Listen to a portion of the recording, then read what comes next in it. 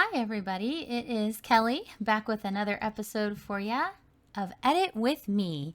Today we are going to be taking this gorgeous image of this beautiful pregnant mama from this to this. All right, let's get started. Roll the intro.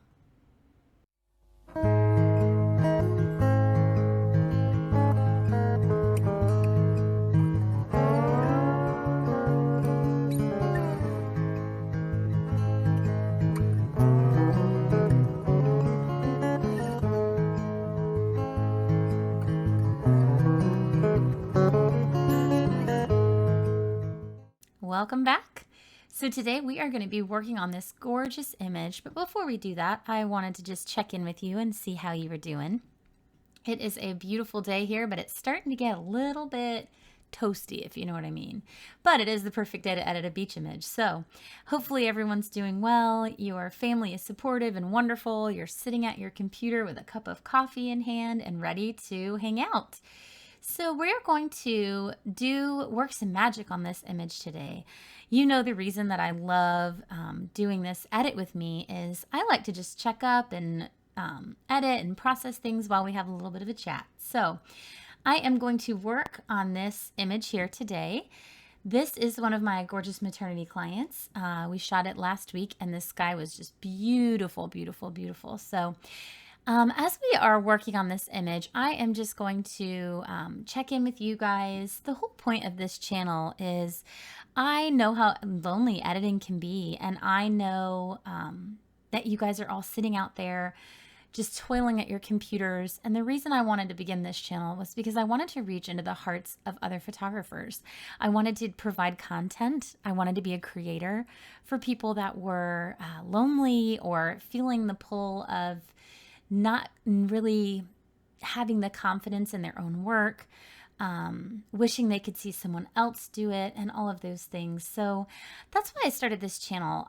As we go along today, if you're new here, welcome to the family. I would love it if you would stick around and get to know your Lightroom, get to know your computer and your workflow better. If you haven't before, go ahead and hit the subscribe button.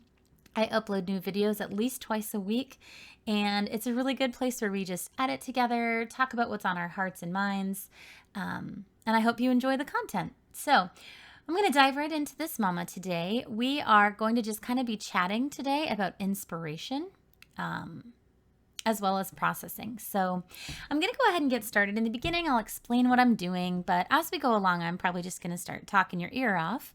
But I'm going to start here. I'd like to do a little note about presets.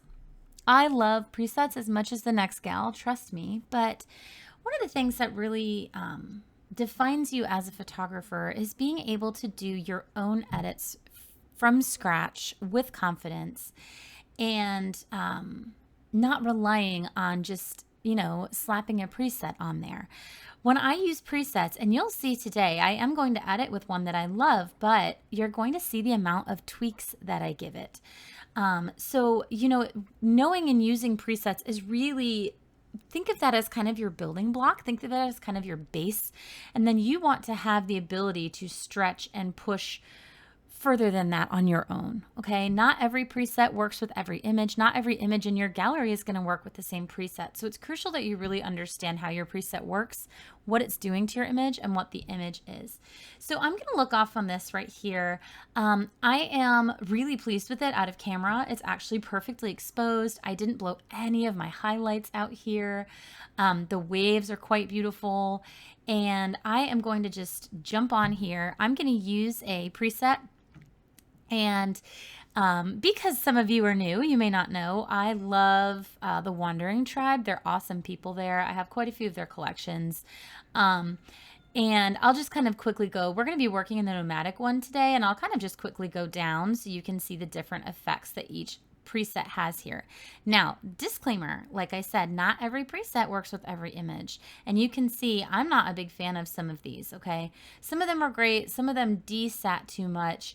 I actually am pretty a fan of Chromatic 12, but I have adjusted it and I call it Beach Kelly style. I'm not sure if you guys can see it there. But today we're going to be working with number 12 with the Kelly touch. And I will show you what that does over here on our panel.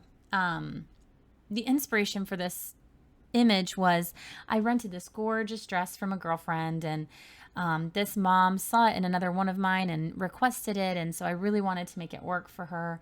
She is a yogi. She does a lot of yoga stuff on her own.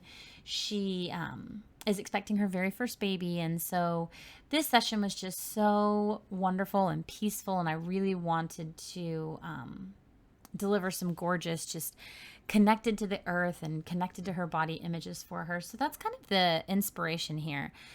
So we're going to start with my number 12 with Kelly's Touch. And as I'm kind of talking, I'm just going to show you. As always, we start from the bottom. I know there's a million and one ways to edit. My way is not your way. So if we're going along and you see something that's weird, or you see something that you may not do, remember, as many photographers as there are, there's that many editing styles. So I am going to start there. I always start at the bottom. I find that that makes the biggest amount of change for my image the quickest. We're going to remove Chromatic Aberration. And these are my settings. Normally when you get a preset, your sharpening is here and your noise reduction's down here. But I like to pull up my sharpening to about mid-level. For this one, it's 84. And for noise reduction, it's about right at 59. I could do less because I actually do like quite a bit of noise in my beach images. But I'm probably just going to keep it right here at 59 just for the sake of arguing. And I actually pull down the color noise reduction quite a bit. I do add in a tiny, tiny bit of grain, usually between 3 and 7. And then you're just going to work your panel up, okay?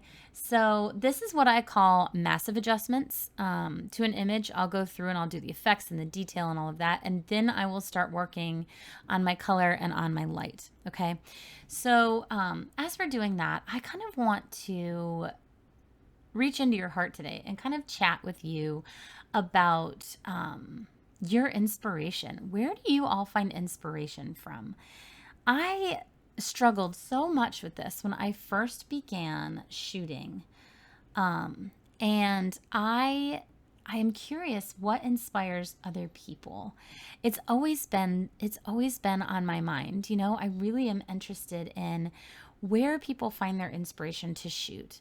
It is so interesting to me because there are so many different places that your inspiration can come from.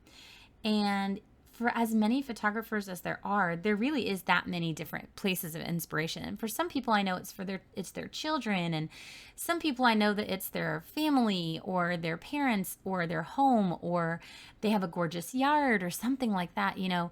And it's just really interesting to see where it comes from. So I want to stretch you today, as I'm messing with this sky. I want to stretch you today to kind of think about where your inspiration comes from. What gives you the want to really pick up your camera and shoot? What is it? All right, so those of you that don't know what this is a linear gradient. This is how I bring back all of my skies without having to do a sky replacement.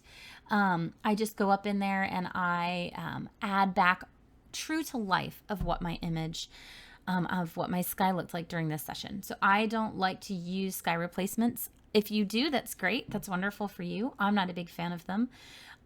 So I prefer not to use them, but I like to do what I call surgery on my sky and try to get it back as true to life and color and detail as I remember it at that session. So that's what I use my linear gradient for. I'm just going to be playing around here with a little bit of contrast and things like that to see what effect I love. And I usually like to pull down the highlights and the whites because then it makes that banding of those clouds much more obvious.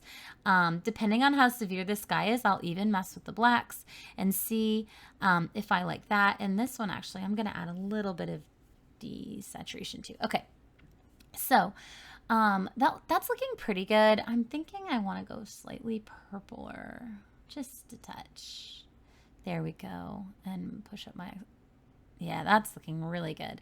I'm going to go in here and just play a little tiny bit with this area right here. So I'm going to pull up my warmth and my purple just a little, and I'm just going to paint a little bit more warmth into there because I remember that is really, the sunset that night was just really warm and beautiful and gorgeous. So I want to paint a little bit more of that pink back into the sky where I had it.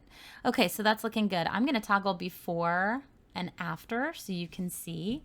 the difference that it made. Now notice we didn't touch the sky. Yes, it was lighter because I was exposing, it's lighter here because I was exposing for my subject. But you can notice if you look really carefully, all of these clouds and these wisps were all there when we first began. So, and that's actually looking even a little bit too blue. And that's another reason I really challenge you to do before and after quite often when you're editing, because you'll notice that your touch is just a little bit too harsh or a little bit too severe on the color or something like that. And you don't want to stray into the land of unbelievability, right?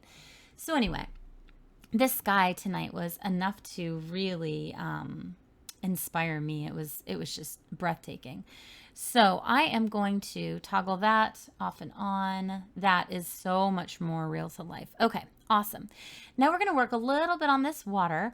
I did shoot pretty warm. I shot in Kelvin, so I'm going to bring back a little bit more of the aqua that I lost because I was shooting quite warm to be able to capture her skin tone. So if you notice, I'm just pulling down a little bit of the aqua and I'm painting it on the waves as I see them.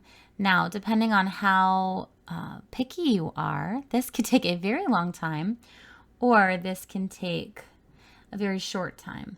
So I could go in here and really, pixel by pixel, but for what I joke, for government work, it should be just fine. Now, I really love how foamy and crazy the ocean was that night. And I wish I had a film of it to show you guys because it was insane. But I wish I could show you how crazy it was. But I would like to go in here and really add a little bit of oomph to that white. So I'm going to pull up my whites, pull up my contrast a little bit, and pull all the way down my texture.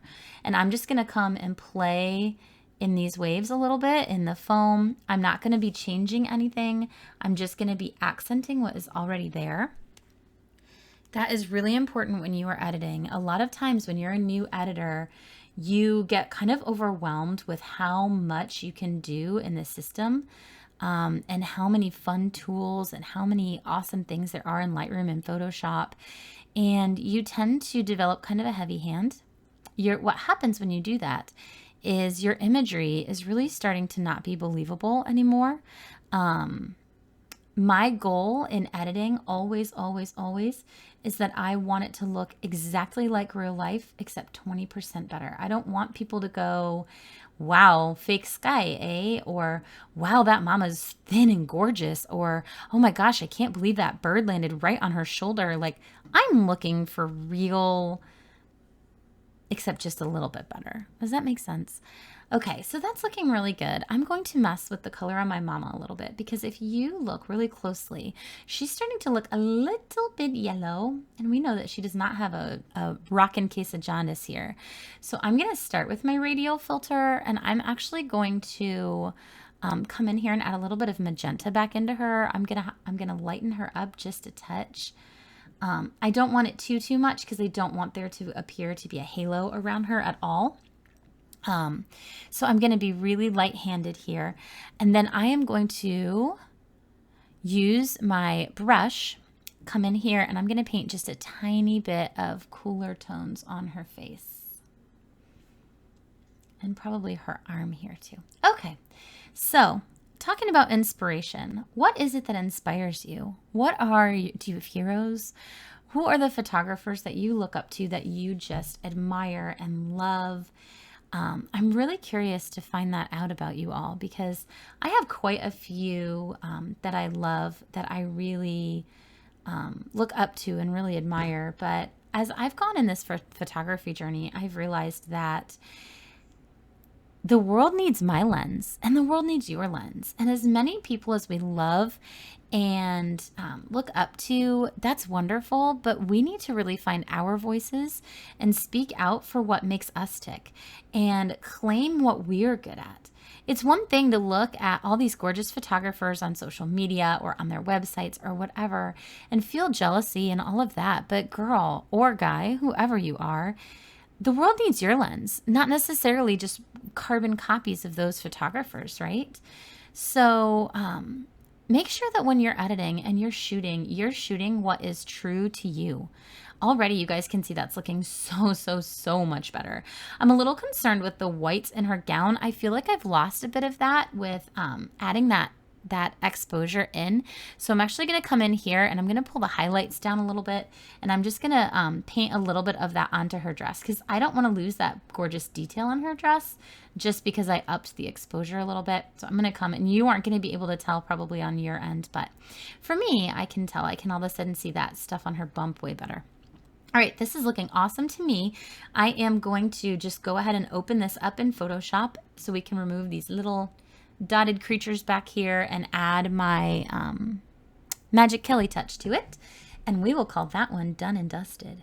So one thing that really inspired me when I was first on my photography journey was I heard a podcast, and I wish I could remember who it was now, but they were speaking about how important it is to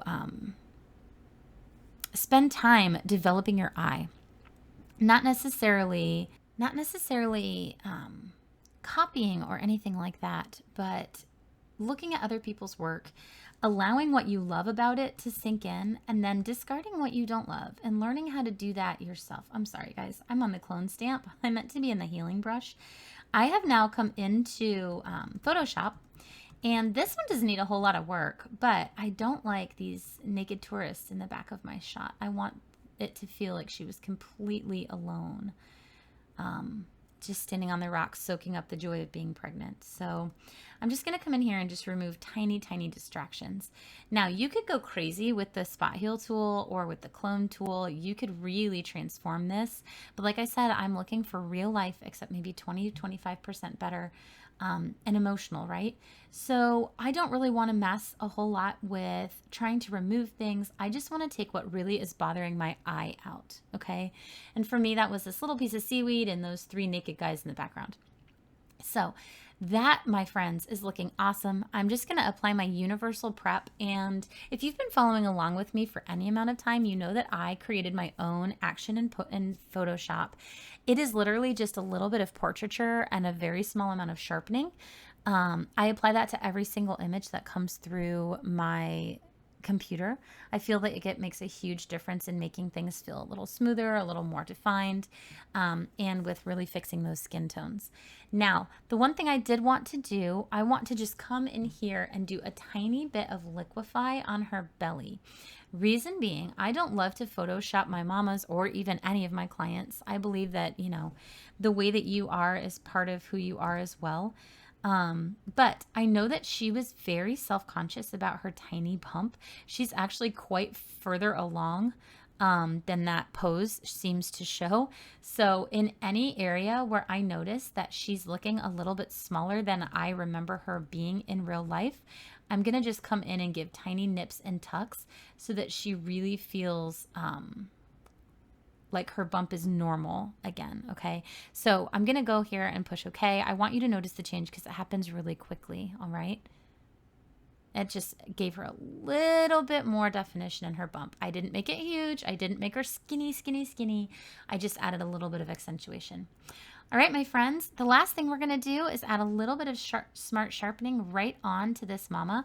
Now, if you are a new photographer and you don't have a lot of actions that you like, or you haven't built up a collection yet, I am going to be working in Sujata Setia's But Natural package.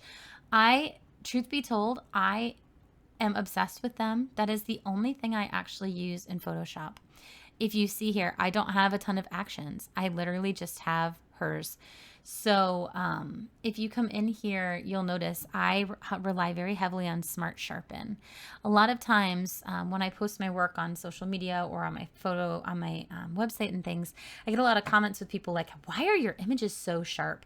And part of that is I shoot with a Canon mirrorless. I shoot with the EOS R5. But the other part is I use Sujata's little sharpen action, and really it makes such a huge difference. So I am going to call that done, my friends. I am going to bring that back into Lightroom, show you the before and after.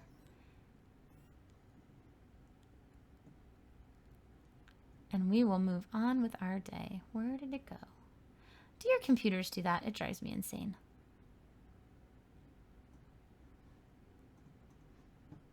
See, even I'm searching down here in my edit bar. Those are all the ones that we're going to get into soon, but even with older photographers, that craziness still happens. All right, you belong in the spring folder. Okay, let's get back to that now. All right, so I'm going to show you the before and the after from that. Here is my before, and here's the after. Before, that's where we stopped. This one's the one we were working on. Sorry about that, guys. This was the one that I was working on, and I did not love how contrasty she was. So we're going to delete that image. This is the one we just finished. Sorry. All right. So you can see that is a huge change. I want to thank you for hanging out with me today. I know it was a short video today, but I hope that this gave you inspiration to pick up your mouse and your lens and really own this day. If anyone hasn't told you today, you are loved, you are worthy, you are valuable, and the world needs your lens. Have a wonderful day. See you next time. Bye.